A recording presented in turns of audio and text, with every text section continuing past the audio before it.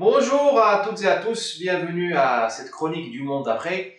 Je voudrais revenir rapidement sur le résultat des élections municipales en France.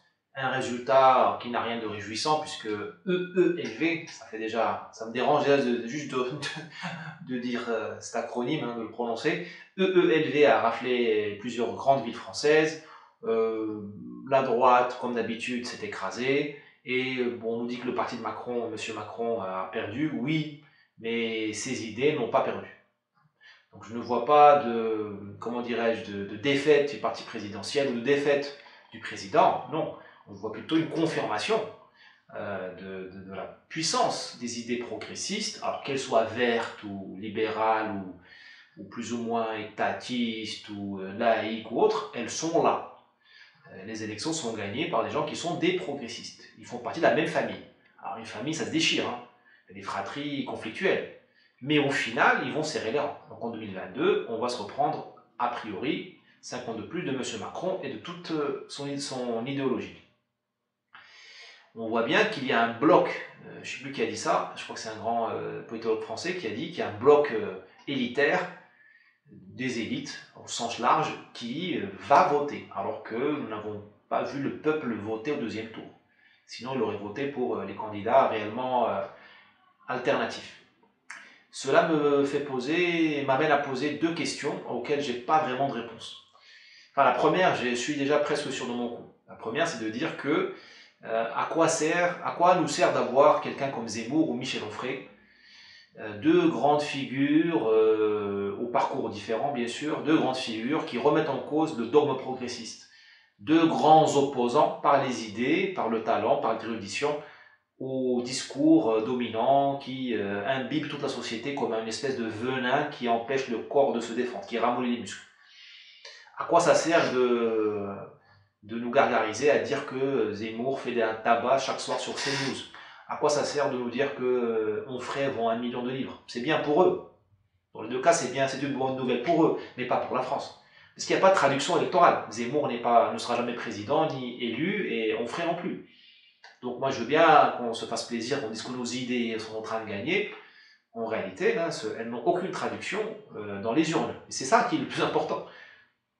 Et si on a renoncé à la démocratie, si on veut prendre le pouvoir par les armes, il faudra me le dire avant. Mais si on continue dans le dogme, dans le processus électoral légaliste, eh bien il faut gagner les élections. On n'est pas prêt de le faire. Donc la conclusion, c'est, j'ai l'impression que cette guerre culturelle à la Gramsci, parce que Zemmour fait du gramscisme de droite, et on ferait aussi, je pense, cette guerre culturelle, elle va prendre du temps, elle prend du temps, et on n'a pas le temps.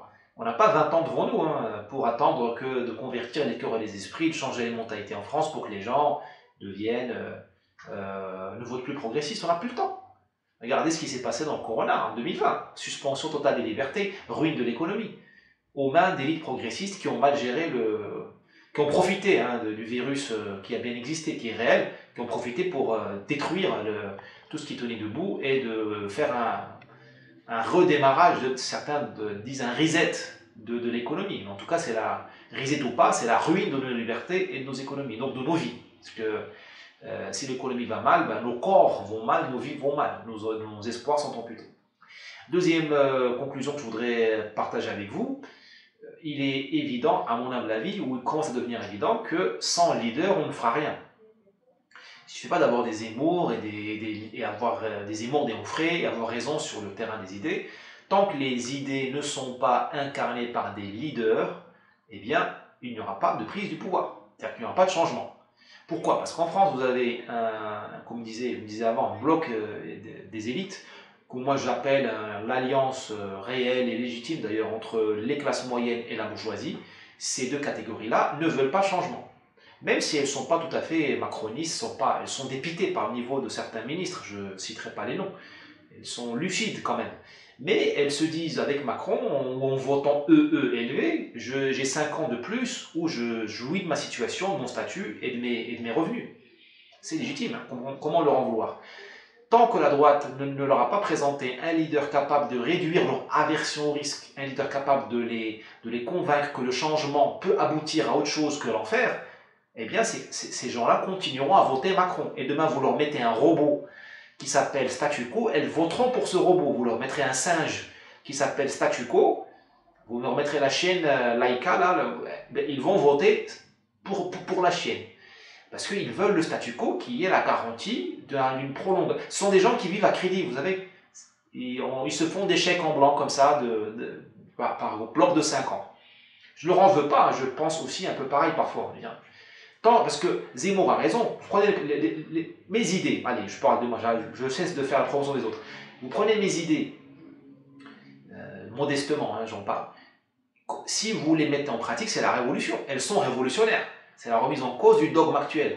Eh bien, je suis désolé, hein, pour faire la révolution, il faut des leaders capables de rassurer les possédants, ceux qui ont quelque chose à perdre, de les rassurer, de leur dire, les gars, il y aura ce sera brusque, il y aura des troubles, il y aura des tensions, éventuellement de la violence, parce que quand vous touchez aux intérêts des gens, quand vous touchez aux intérêts des quartiers, de certains quartiers, quand vous touchez aux intérêts de certains lobbies, bah, il y aura des représailles, mais je vous promets qu'au final, vous serez meilleur que vous êtes aujourd'hui.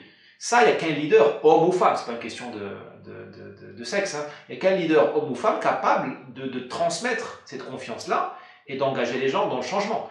Le management est rempli de bouquins, ça s'appelle la conduite du changement. Il faut lire dans les premiers chapitres, il faut comprendre que la conduite du changement ne se fait pas sans leader d'entreprise. C'est tout bête, hein. Et l'être humain dans une entreprise n'est pas très différent de l'être humain dans une société. Il a peur du changement. Bon, voilà ce que je voulais vous partager avec vous. Je n'ai pas malheureusement de solution. Je pense qu'il faut continuer à faire la guerre culturelle à la mode Zemmour-Onfray et un peu à la mienne, très modestement.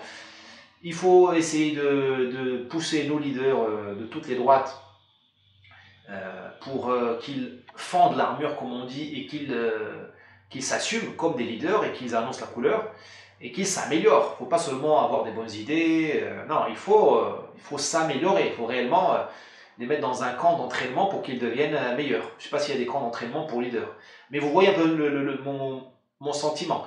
Je pense qu'il faut suivre ces deux...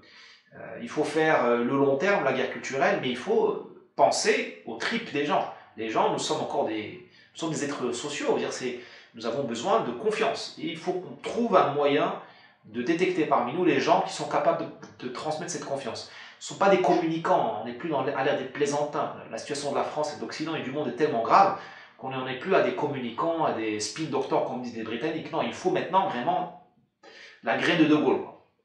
Si vous avez des idées, hein, éclairez-moi, je suis preneur. Merci, au revoir, à la semaine prochaine.